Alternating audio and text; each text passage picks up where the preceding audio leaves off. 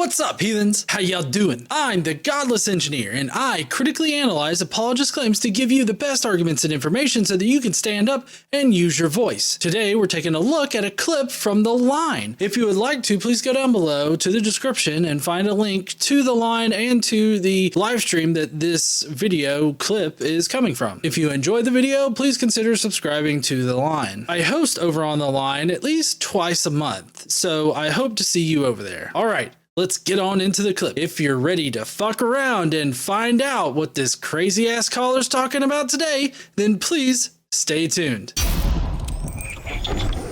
ready to take the next caller? Which the next caller's a doozy. I'll just tell you right now. Ready as it never gonna be. Let's do it. All right. Next up is Alfred from Tickly Xylophones. It's not a real place. Hey there, Alfred. What do you want to ask a question? Do you want to make a statement? How do you want to approach this? I'm sorry, I just came on. I didn't hear what you guys were saying before the. We're just saying hi.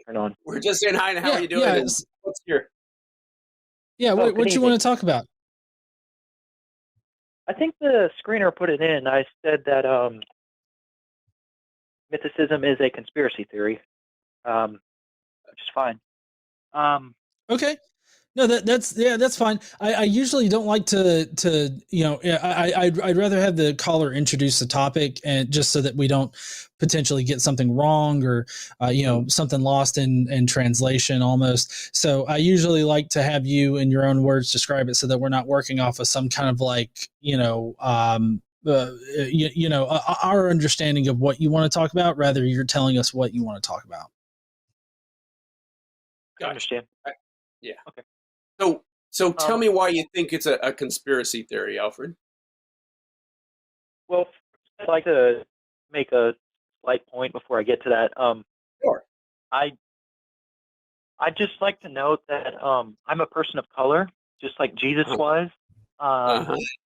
And sorry. Yeah, I'm sorry. Well, I know that. Well, it's just that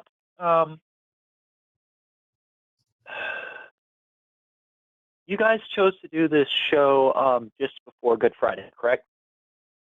It just happened to land on a. But I mean, yeah, this is not organized to be doing the show, but Yeah, I don't really care about Good Friday. Good Friday doesn't seem all that good to me, but I understand that y'all consider it Good Friday. I mean, any day we're going to be talking about this, it's going to be blasphemy, whatever day it is. So, I mean, that's just the way it is. It's not blasphemy. It's one emotional. Sorry, Alfred. I don't know. You seem to be going through a bad area or something like that. We couldn't hear you. Can you hear me now? Oh, better. Yes, much better. We got you. Thank you. Okay. I'm just wondering, do you think it's emotionally intelligent to say that a Jewish man of color who was tortured to death in Roman-occupied Palestine? What was the first part of that question? Do we think it's really to emotionally intelligent to do what? Just before Good Friday. Oh, to talk about it? No, to question that he wasn't tortured to death by Roman officials we're not in Roman-occupied Palestine. We weren't questioning that he wasn't tortured to death. We are questioning whether he existed in the first place, full stop. And that doesn't seem to be an inherently offensive question to ask. And we would ask it any day. Yeah, it really doesn't matter what day we're asking it there, Alfred. Also, this is coming off like you're giving very persecution fetish on this. Like this is not a thing directed against you or anything like that. We're primarily concerned with what the evidence shows about the religion of Christianity and whether or not its supposed founder actually existed. This isn't a personal dig at you or any particular Christian out there. I don't know why you have to make it like about emotional intelligence or anything like that. Right. And let me just put this out there, Alfred. If I thought that there had been a real Hebrew person of color, Aramaic speaking in the first century Judah, I have no problem with that. The question is, did this person exist? Was he the Son of God? Even I thought he was a real person, we would still be fair to talk about the religion that sprung up around him, whether we're talking about a real person who historically existed or one who didn't. So the emotional... well, sure, I'm just saying... The emotional edge you're putting on it... What's that? I'm just saying if you deny he existed, you must deny that he was tortured to death. Yes, is that exactly fair? Right. Right. That's exactly right. And that is true. That is true. All right.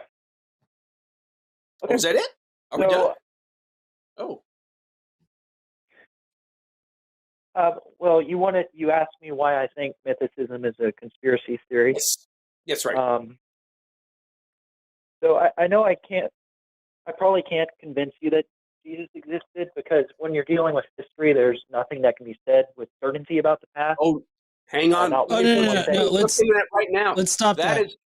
There's a big difference between historical certainty and what's probable and what's improbable, and with things that are just false and clearly unhistorical. And I don't know what you mean by historical. Well, you're claiming that there's a historical person, in this case, Jesus, who was a person of color, a Hebrew in the Roman Empire in the 1st century, who was crucified. These are all historical claims. What is our evidence for those claims? We can look into that. We can look when those were written, who wrote them, do they hold up to historical, is what they're describing historically plausible in the first place? And we can do that for anybody. Not just Jesus, not just religious figures. We can do that for any historical person or event that you like. And we can ask, what lines of evidence do we have to believe it? Who's making this claim? What's their bias? Do we have anything else they wrote? Is their subject, did he write something? Did we have any physical evidence for him? Do we have any textual evidence outside this cult for him? There's all kinds of lines that we can approach this from. Sure, and I would say that, like people say, the only evidence we have attesting to Jesus is the New Testament, as if that's one thing. It's a library. It's different streams of tradition. I don't think it's just from one. Well, so right. So we're not saying that the Bible is only one book written by one author or anything like that. We do recognize the different authors, but I believe that both David and I are in agreement about this, that there's only one actual reference in the New Testament, and that would be Paul's work. And Paul never actually states that he met Jesus before his death. He only mentions having a revelatory experience of the risen Jesus after he supposedly died. He talked to his brother. He talked to someone who claims to be the brother of the Lord, which seems to be a sect title. And we can talk about all that. But if he really thought that was his brother, why is just a few verses later he described all the Jerusalem church leaders as fake Christians that he never doesn't submit to for a moment? He talks about these guys like he hates them. In Galatians, he actually talks and brags about how he met Peter face to face and confronted him. He does. If he thinks these guys are the friends and family of Jesus, he certainly doesn't show it. Okay. So, and again, and for more discussion, I mean, I've got 8 books on the subject, and I would invite you to look at any of those and take a look at the arguments presented there. And again, if I thought there really was just a guy named Jesus, just a merely mortal guy named Jesus, I would have to go out and write a book about that, because knowing what I know from just the research I've done over the last 25 years, I don't even see how there could be a guy who was just, a mere mortal that got accidentally deified by his believers. I don't even see how that could be the case. Sure. I think you guys took issue with my claim that nothing can be said with certainty about the past. Do you doubt that? Well, I mean, I just don't want to overstate that, because there's levels of certainty, and there's provisional certainty, and it all kind of depends on how strong the evidence is and what kinds of evidence we are talking about. Yeah. So if I can give you an example there, Alfred, typically a lot of people like to point to Alexander the Great. That's one particular figure of the past that people regularly like to compare Jesus to. We have a lot of different lines of evidence that point to the conclusion that Alexander the Great existed. Not only do we have coins minted in his visage, we've got events from the past that seem to have only happened because Alexander the Great actually existed. There's different economic events and things of that nature, wartime events and everything like that happened. There's just brute historical facts that could not happen unless Alexander had done what is attributed to him, like the founding of the city of Alexandria, et cetera, et cetera, et cetera. All these things. And then go ahead, David. I was just going to say, in the case of Jesus, and to explain early Christianity, all we have to explain it is the belief of people preaching this person. That's all we need. And that's all we get, really.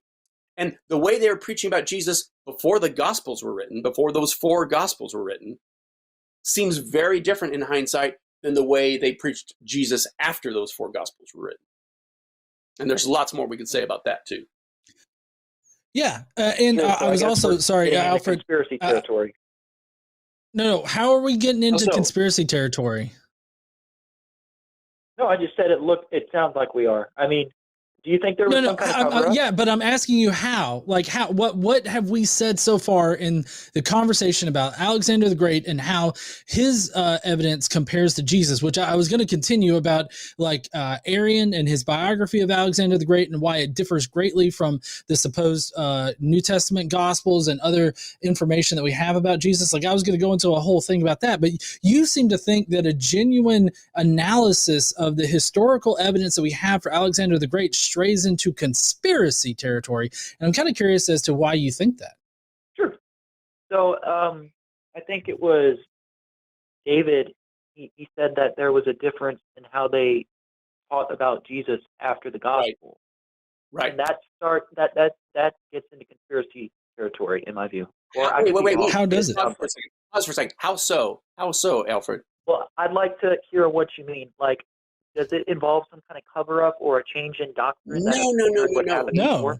Not at all. What I mean is the earliest forms of Christianity, and there seems to be more than one of them, they seem to be an evolution out of earlier forms like the mystery faiths and the Hellenistic religions. When you look at something like the book of Hebrews in the New Testament, it does things, it doesn't talk about a Jesus who's here on earth. It talks about a Jesus who's like Melchizedek, who has no mother, no father, no genealogy, even though our Gospels it says he was different crucified outside the Jerusalem gate. Yeah, it doesn't say Jerusalem gate. That's fair.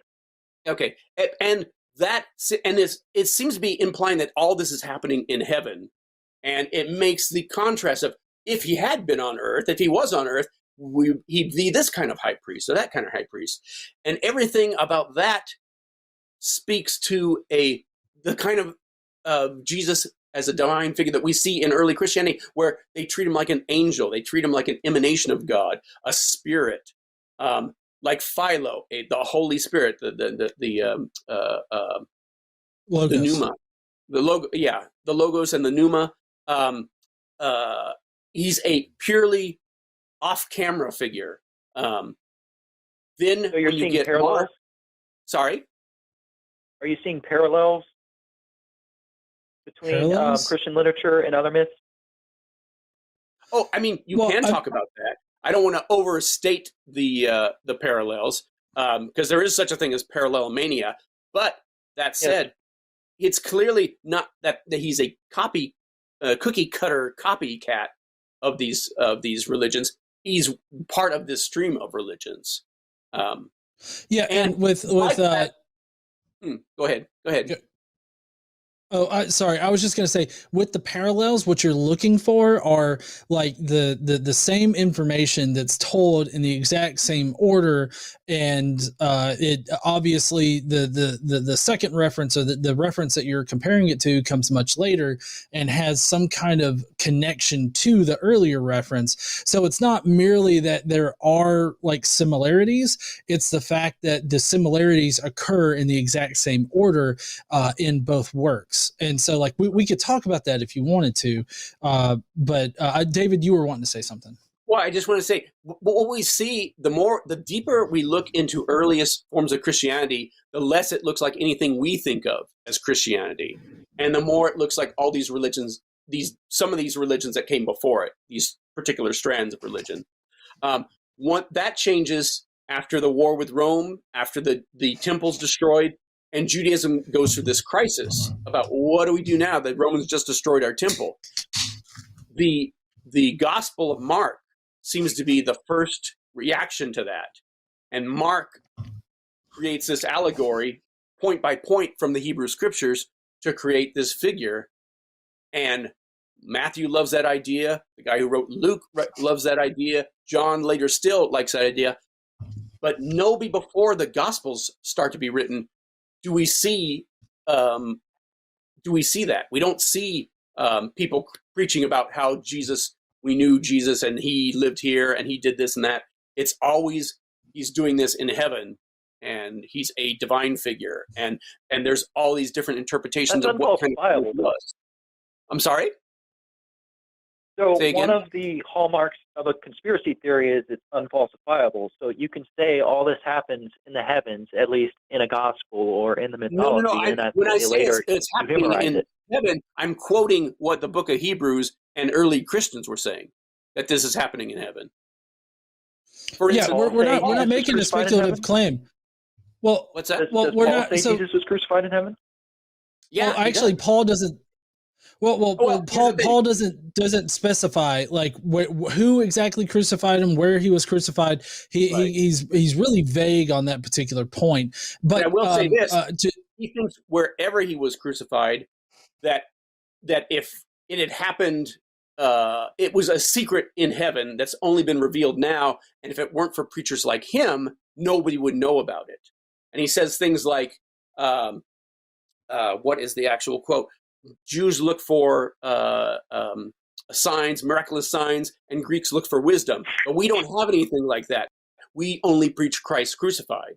Where if you read the Gospels, you've got both of that in spades. And yet in his time, him and other preachers, and even rival preachers who he says are preaching another gospel about another Jesus, all these different strands of early Christianity, you don't see anything grounded on earth yet. He's talking about cosmocrates, these cosmic rulers crucified Jesus. And if they'd known who they were crucifying, they would never have done it because it was all a secret plan of God to forgive sin. He talks about the princes of powers of air. He talks about these demonic forces. He doesn't use the same words he described to describe Roman authorities when he's talking about the authorities who actually crucified Jesus. So, one of the main reasons I view this as a conspiracy theory, and I know you guys aren't Richard Carrier.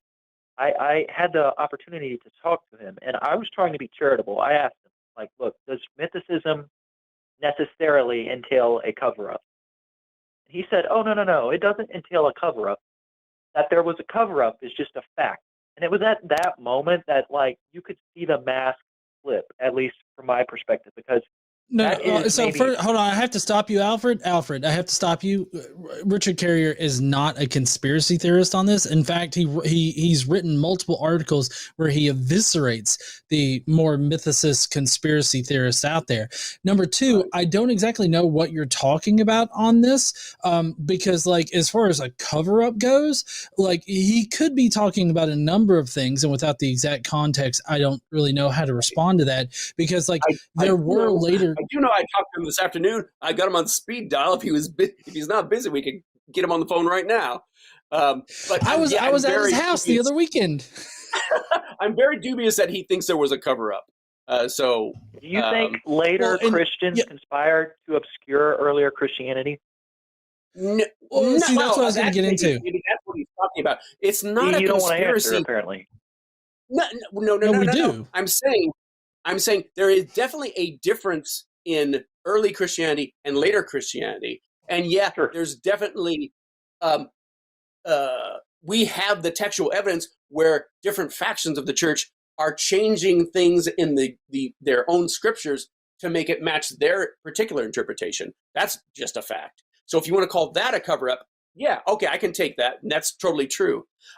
They definitely took their earliest forms and whitewashed where it came from, and we don't have any way to see, for instance, how Paul's letters, how much what we have matches what he originally wrote, because there's a 150 to 200 year gap where we have no textual evidence whatsoever, not even scraps.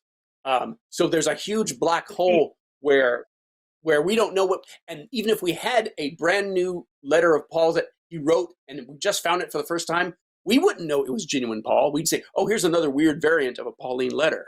But what we do know, and what's been very well established, is early Christianity, and it's not the only religion that does this by any stretch, but early Christianity was remarkable in the amount of its scriptures that was forged, just over and above what you might expect. And Bart Ehrman has done an amazing job talking about the orthodox corruption of Scripture, talking about forgery and counter-forgery in Scripture. The list just goes on and on. If you want to call that a cover-up, yeah, I would be willing to call that a cover-up, sure. But it's not a cover-up in the same way you're thinking. Like in the earliest. You seem to be thinking that there was a real Jesus, and people didn't like that, so they pretended it didn't happen. And that's not what we're talking about at all. No, would you repeat that? I'm sorry. Okay, tell me if I'm wrong about this, but it seems like you're saying that there was a real Jesus, and some later Christians didn't like that, so they pretended there wasn't one, and atheists like us have sort of picked up on that idea, and that's your conspiracy theory. No. I'm saying that the mythicists tend to. It's the exact opposite. That it seems, and this is a generalized picture, that Christianity started as these mythic cults, and then later Christians obscured that mythic root. Sorry? Oh, mythic. Gotcha. Sorry, I didn't catch one of your words, but now I think I got it now. Sorry, yeah. and later Christians kind of historized it, obscured that mythical bedrock. And I that was a cover-up. I mean, yeah, if I'm understanding you correctly, yeah, that's exactly what we're saying. Well, yeah, but that's also not a cover-up. They're not cut. That's just no. Hold on, Alfred. That's not a cover-up. So, what a cover-up would be like the that Roman Jesus theory, or the Roman Christianity theory, where they say that the Romans invented Christ in order to somehow devastate the Jewish population or something like that. Would be a cover-up, and there's multiple different versions of that. What? That's an invention, not a cover-up. Okay. Well, tomato. I've watched his documentary. Here's what you're saying. Right. You're saying what we're saying is that it's not how to put this. When you call it a conspiracy theory, the image that we get on this end of the conversation is that you're saying that some cabal set out to deliberately mask the origins of Christianity, or they invented a fake Christ, or that we're saying that they invented a fake Christ, or that you're saying that you're thinking that we're thinking that there was a cover-up to disguise the real Jesus. Is any of that sounding right to what you're thinking about us? The first one more so, and I don't think you guys see it as a totally centralized conspiracy theory. I mean, Christianity wasn't centralized, right? It would have taken Absolutely a real. Okay. It would be a very weird thing. So Alfred, there was some puppet master controlling it all. It doesn't. We don't see any evidence of that. It's just Christians being Christians. It's religious writers being religious writers. Yeah, Alfred, I'm just kind of curious. Do you believe in the other mystery faiths, like the other mystery cults? During the first century and prior to it, like, do you think that those are real too? I haven't really looked into it. I have no problem with it. I would definitely suggest maybe reading up on what mystery cults were in the first century and prior to the first century, because we're essentially saying about Christianity what everybody already knows about mystery cults, in that the savior figure at the center of these mystery cults were never real people, but myths were developed out of existing beliefs where they were syncretized together in order to produce a new belief, and for people to believe in that. So like what we're just saying, that the exact same process that happened to other faiths, like Persian religions and Egyptian religions. Yeah, Right. I see this. I see this same origin and development pattern happening over all our major world religions, East and West. That Sure. pattern is that it starts with a purely 100% imaginary founder figure, and all the stories about this founder figure are always once upon a time stories that take place. Oh, this happened a couple generations ago. This happened just a few years ago, or it happened hundreds of years ago. But it never happens contemporaneously. We don't have any contemporary evidence for most of these figures, almost all these figures. And when we do, So if I may, it's something like, sorry, go ahead. If I may, I just wanted to direct your viewers to a video by Randall Rouser. It's Why Jesus Mythicism is a Conspiracy Theory. And he lists out these 7 hallmarks of conspiracy theories. And in my Let's mind, hear him. he says Let's hear it him. meets all. Sorry? Let's hear him. Sure. The 7. So the first is a cabal, a secret society. And I guess No, if you define it And very that's not what we're claiming. So Not what no. we're saying. Yeah, Yeah, absolutely okay. not. We're not saying that. Go ahead. If I may list the other 6, it'll take about 20 seconds tops. Okay, and then we. No, hold on. Okay. But that's kind of a gish gallop. Can we please take them one at a time? So the first one was there's a secret cabal. That's not what we're saying. What's the second one? It'll take 20 seconds. You've got all day to No, go but through but them, but okay? you see, we can't address you can't just throw a whole bunch of shit at us and expect us to remember every single point. What's the problem in us handling on one? John. Let him list them, and then let's go one by one. Okay. Okay. Yeah. That was okay. So the 6, illusory pattern perception, unfalsifiability. What does he mean by that? Sorry, wait. What does he mean by that? Unfalsifiability. No. What was illusionary pattern? What was it? Illusory pattern perception. I don't know what that means. What does he mean by that? Parallelomania. I think he's talking about parallelomania. Okay. Is he talking about that, or is he talking about like mass hallucinations? Okay.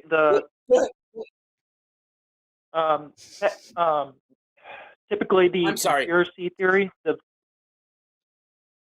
view is represented by a tiny minority of people with relevant expertise. The theorists, they tend to rationalize why the consensus doesn't agree with them. They make special pleading appeals, and lastly, there's strong rhetoric to marginalize dissenting opinions. So if you want to dive into that. What was that last one? Strong rhetoric, marginalize, what? Strong rhetoric to marginalize dissenting opinion. Is my connection clear? Gotcha. It kind of comes and goes. Sorry, but okay. But let's go back to the top and just take those points. What was point number 2? Let's talk about that. Sure, unfalsifiability. Okay, I wrote in Nailed, my first book. There's a whole chapter called "Can Jesus Be Saved?"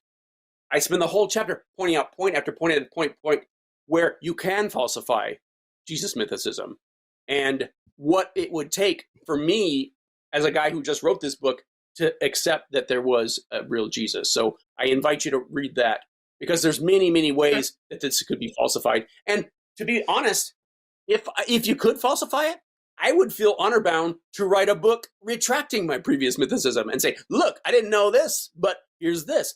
That's just not happening. And 25 years later, it doesn't seem to be anywhere near happening. Anyway, John, you have a thought about that? Yeah, so I mean, as far as like falsifiability goes, I think that if we found any kind of information that would be on par with like what we have with Arian's biography of Alexander the Great, or other actual ancient historians that had sources that attested to a physical Jesus walking around on earth, gathering people and all this other stuff, and was not obscured or so much later written that it was obviously influenced by other different material. I think that would definitely persuade me in the direction of a historical figure. So no, it's definitely not unfalsifiable. There's definitely falsifiable criteria for the mythicist position. And on the other, yes, if we found a photograph, that would falsify it. No, that's not what I fucking said. That's not what I said, Alfred. Is that what I fucking said? Calm down. Objectively speaking, yeah, if we had a photograph, that would be very helpful. Yeah, of course, we don't, but we don't need to rise to that level. Not only do we have ways to falsify this, but Christianity has tended to whitewash over the problems that aren't explained by the official explanation of Christianity, the official story of its own origins. Mythicism explains that. And again, it's perfectly falsifiable. Christianity is falsifiable, and I would argue it has been falsified. And it's not the only religion out here that has been falsified. Right. What's number 3? Did you want to go through the others, or I would love leave to if you want me to. No. I mean, we're getting hot and bothered because you're not the first person who's slapped the conspiracy label on us. I don't like it. Right. I don't like when it's called creationism for atheists, for that matter. But it's not quite that. But Alfred. The problem that I had was I laid out a comparable case for what would compel me to accept that Jesus existed as a historical figure, and that's based in a similar quality of evidence that we have for Alexander the Great. I'm not requiring like his visage on coins. I'm not requiring physical events to have taken place or anything. I compared it to a biography, which is what a lot of apologists claim the Gospels are, a biography about Alexander the Great written by Arian that was written 500 years after Alexander the Great died. But the difference is that Arian wrote about the sources that he used, to include firsthand eyewitnesses, generals, enemies, and all that kind of stuff. He even goes into great detail about what he or what sources he uses or he prefers to use when his sources disagree and there are contradictions. So like we have this intense discussion by Arian on his source material that he points to. We don't have access to them now, but he had access to them because he was a Roman biographer, a Roman historian at the time, so he had access to them. So that's my criteria, which is the same criteria that other historians use. So when you after I explain that to you, and you immediately come back with, "Oh, so we don't have a photograph, therefore you won't believe," that is just not fucking listening to the words that are coming out of my goddamn mouth. And I would just really appreciate it if you would accurately represent what I'm telling you. And I'm not disagreeing with John in the least little bit, but let's take the focus back on Jesus. For instance, if we treated Jesus like any other, let's compare Jesus and Paul, for example, because there's people out there who said Paul never existed. But we have good reasons for thinking. Sure. Well, I was about to make a great point, but go ahead. Okay. Well, I mean, Mr. Gleason, you expect some of the authors to go into detail about their source material. I think we're fortunate to have the first four verses of Luke. He kind of gets into it, but like to ask for a discussion of their source material. Alfred, name the sources that Luke used. No. Here's the thing. Luke claims he vaguely implies that there are sources, and he implies that he's taking them because so many people are writing Gospels now. He feels like it's a good idea that he's going to investigate the story as it came down to his generation. But we're right back to once upon a time. Now, what are those sources? He doesn't say. We know what those sources are. The sources are Matthew and Mark. You know why? Because he steals from them. Another of his sources was Flavius Josephus. That is a controversial statement.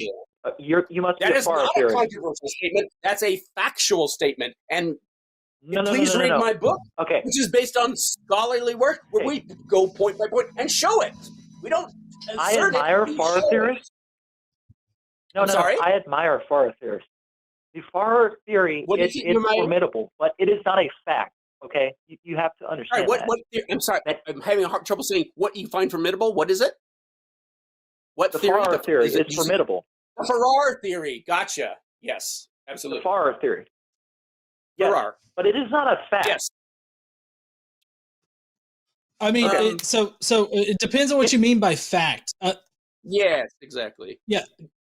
Luke, because it generally is in academia, it's the two-source hypothesis. Sorry? Luke, depending on Josephus, may be a theory. It is also a fact. It is demonstrable, and there's no response to it that he's even tried to tackle it. Okay, well, I points to you for even knowing about the Farrar theory. I applaud you for that. But yeah. Yeah.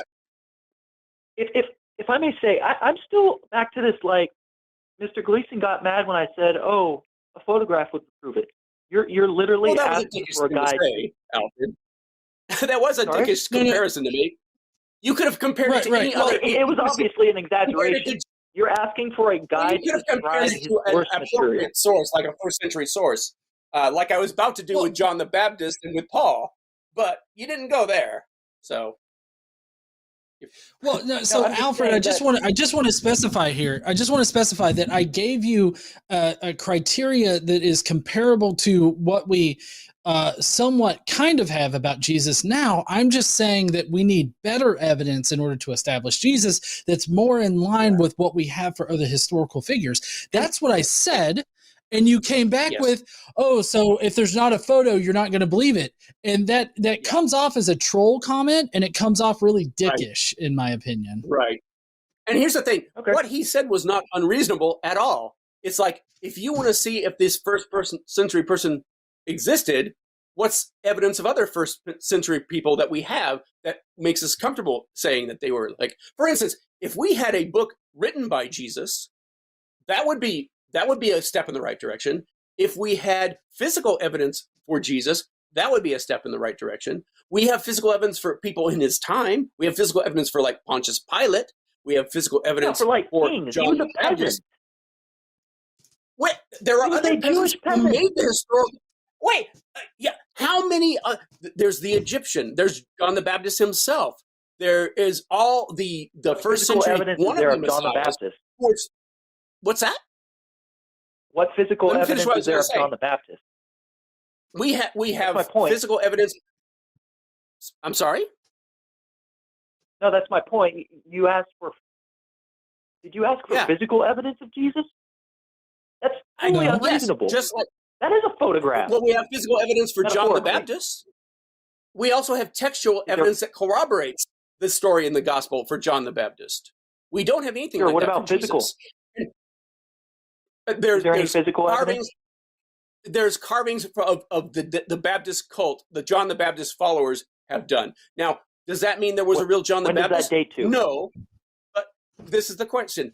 Does that mean there was a John the Baptist? I say no, because those are clearly coming from later times, not from the cult.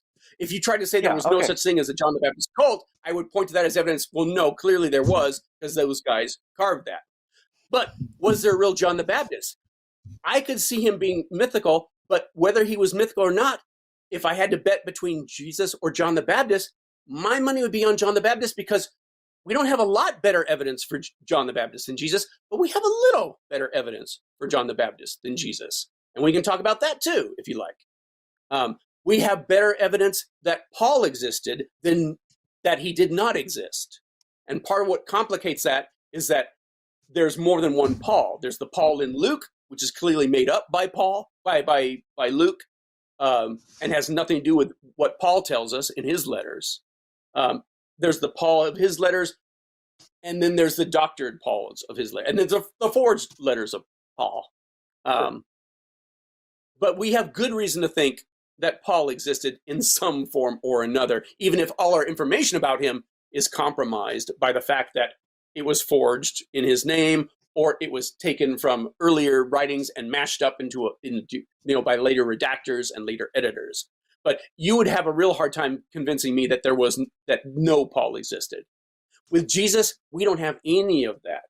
We have every reason to think that he's a mythological creation. And again, I've got 8 books out there that talk about those reasons why. And anyway, yeah. If I may get and they're to all the next, falsifiable. And they're all falsifiable as well. Yeah, go ahead. so the next one is generally conspiracy theorists. Their views are represented by a tiny minority of people with relevant expertise. Did that come in? Well, yeah. That came in, but that's just an appeal to like popularity or an appeal it's actually to. not. There's a distinction. Okay, tell me what this distinction is. Sure. Well, so generally, this is established that when you want advice on something, if you want to get informed opinion, that you consult people who know what they're talking about. Like if you have cancer and like 99 out of 100 say, hey, take chemo, and you have one guy who's saying, no, eat this, goonji berry, really go with it. Like that guy could be right. Okay. Yeah. If we go with that, Alfred, if we go with that, then we should be Christian. Like, I mean, because in this particular field, in the field of like early Jesus studies, early Christianity studies, the majority of scholars that are working on these types of things are going to be Christians that affirm that Jesus physically resurrected from the dead as a historical fact. That's what they're saying. I don't know if that's true. That is true. No, it is true. Are you say, but here's the thing you can do. You can say, okay, that's the religious scholars, but what do the secular scholars say? And what's their consensus? And when you start asking that, and what is the consensus, what Jesus really was, and what kind of person he was, what can we know about him, that consensus starts falling apart very quickly.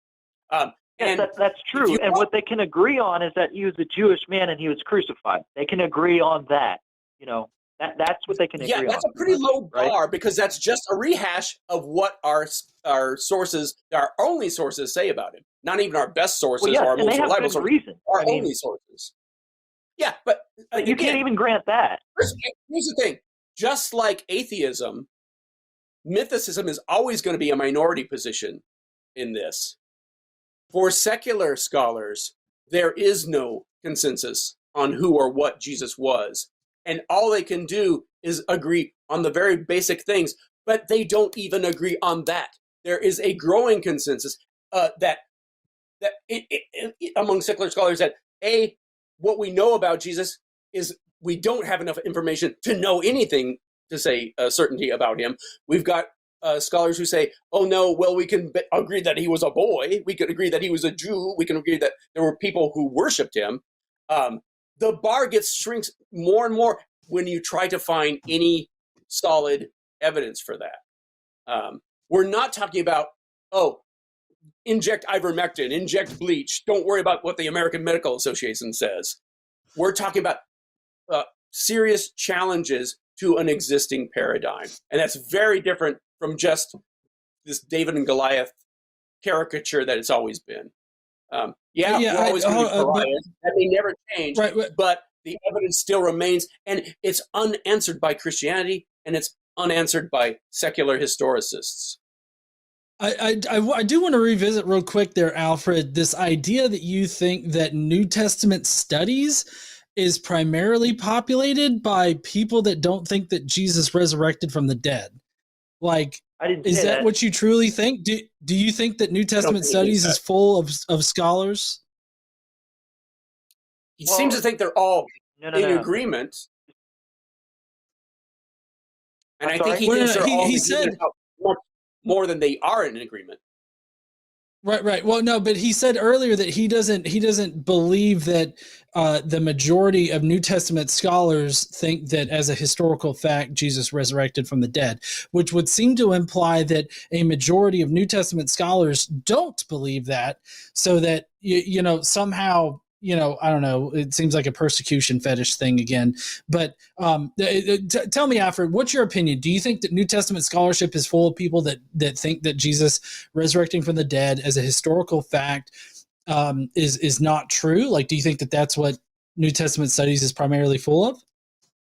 Okay, I'll just note that you use strong rhetoric to marginalize a dissenting opinion. That is a hallmark of a conspiracy theory. So thank you for that. When you say I do. strong rhetoric, there's a difference between rhetoric and facts Fetishizing and persecution. demonstration. Fetishizing persecution.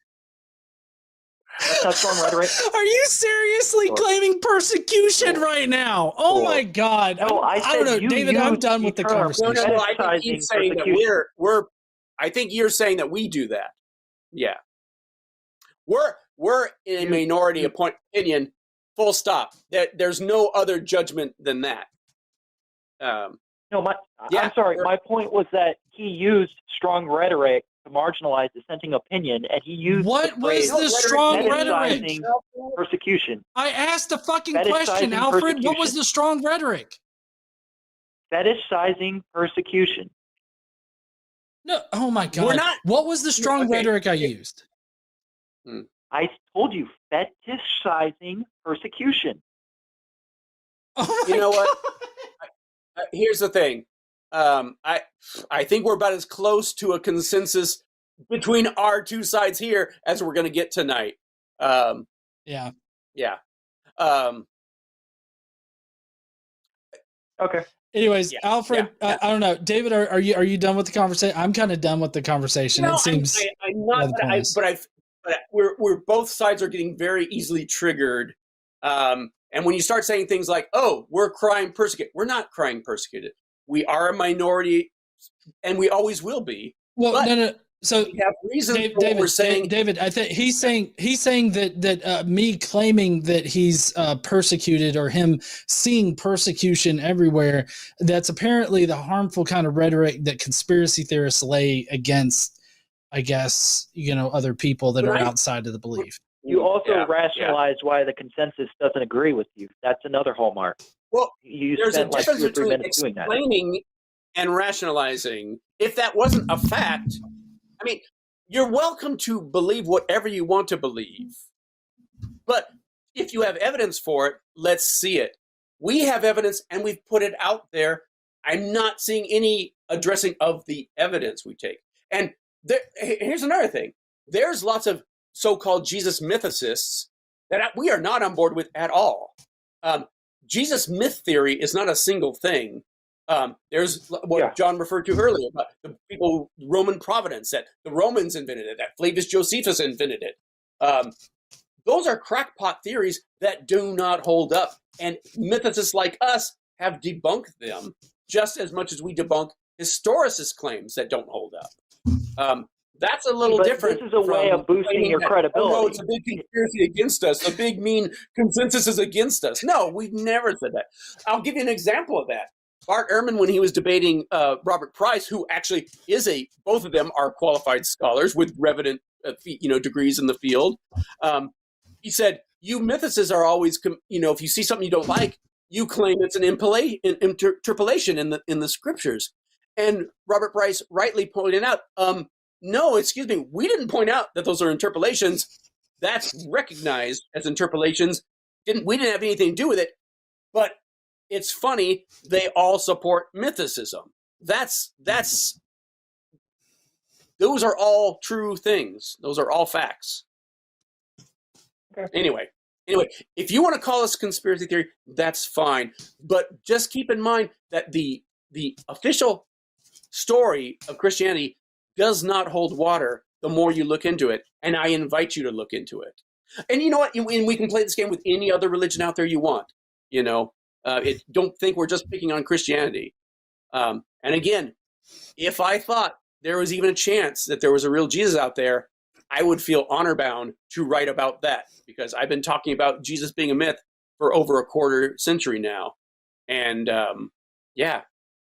Is it just So I've a got a lot to coincidence say. that, like,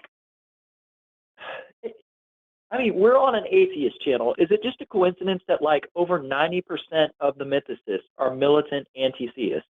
Do you think that's a coincidence? Well, I don't think that's that weird? fucking matters. Do you think? Yeah. Do you think? What do you think is weird about that? Do you think if we were on a Catholic channel and we're saying, yeah, the Virgin Mary never existed, do you think? I mean, you think that would fly for a minute? I mean, of course. This is where we're all atheists. I don't know any mythicists. Well, no, actually, I was going to say I do know a couple mythicists that are Christians. Thomas Brody is a Catholic. Yeah, there are a few, and he doesn't think, he thinks God exists, but he didn't think Jesus exists. So yeah, I mean that you're kind of shooting yourself in the foot right there. But yeah, I don't know what we've said tonight. I don't know what we've said tonight has indicated that we're militant anti-theists. Like, I mean, I would classify myself. I watched your program. You okay? You watched the program. I have Christians how do you know? No. I have Christians I love, but I am a militant anti-theist. I am a big old atheist. I make no bones about it. Doesn't mean I don't love people. Doesn't mean I love Christians. Doesn't mean I don't love people of many religions. But that name calling is meaningless. It's completely meaningless. Sure. I would just I would say that's even strong rhetoric that is meaningless. It's just another way to easily dismiss it. Okay. So Friedrich Nietzsche he's my second favorite writer probably, and he went scorched earth on, the idea of God. He's like 50 tears up, basically. And he knew Jesus existed. And how did he know that? I would love to know how Nietzsche knew that. I would what his reasons were for saying that. He had no reasons at all. I don't think he investigated the possibility of a historical Jesus at all, because the idea... Well, I'm sure it occurred. Well, I'm sure it definitely occurred in the 2nd century and the 3rd century, when we have critics of Christianity saying, this sounds a lot like when we have Christian church fathers like Firmicus Maternus and Justin Martyr admitting as much, that these are just we're saying the same things about our Jesus as you say about other sons of gods. The fact that we have a son of God in Judaism appearing at the same time that all these other sons of gods came about, and we don't see it in early incarnations of Judaism. That's an interesting fact too. A coinky-dink, as you would say? Yeah, it's quite a coincidence. It was an incendiary thing to say at the time. When they said Jesus is the Son of God. It wasn't. No. It wasn't. It was. It was incendiary, because when they said Jesus was Son of God, the subtext was Jesus, not Caesar, is the Son of God. You realize that, right? I know that there were lots of sons of gods being promoted at that time. Yes. Both in and Romulus was a son of God. I was going to say, and you don't see that in the Old Testament. You don't see that in earlier forms of Judaism. You only see that when that idea started percolating through the Hellenistic world. That's in Genesis 5 or 6, sons of God, I believe. You know when Genesis was written? Do you? I don't think anyone really knows. It was redacted in the 600s. That is also untrue. And you really need to read my books. Honestly, I'm not bragging on myself, because it's not my ideas, but the scholarship is out there. Alfred, we know when Genesis was written now. Yeah. You keep saying things that are the old paradigm. Catch up to what scholars are saying now. Tell your guy who wrote the documentary theory. Catch up. The GAPD. I'm just curious. I missed all that. Say again. Sorry, what do you think of the documentary hypothesis, the JPDE? Read Russell Demerkin's Berosus in Genesis, Manetho in Exodus, and he will give a good breakdown on how, yes, these are all different sources, but that does not mean they were written in different times. He gives a very good argument that those are different sources that were incorporated into what we call the Pentateuch and the Septuagint. All right. Well, thanks, guys, for taking my call. I appreciate it. Well, and honestly, for as heated and feisty as it got, we appreciate your call too. Thank you, David. So I thank you too. Take care. All right. Thanks, Alfred. We'll see you later. Does he call a lot? Has he called Whew. before? I don't know if he's called before. Okay. He has regular calls. Oh, he has? Well, good. Okay. Good for him. That means he's listening to this. Maybe he'll learn something. Well, heathens, that's going to be it for today's clip from the line. Again, if you would like to subscribe to the line, their links are in the description. So please go down there and subscribe. And as a reminder, I do host over there at least twice a month on either a Sunday or a Monday. So if you want to see more of me answering questions from callers, please go over to the line and subscribe. Don't forget to stand up and use your voice. Bye, heathens.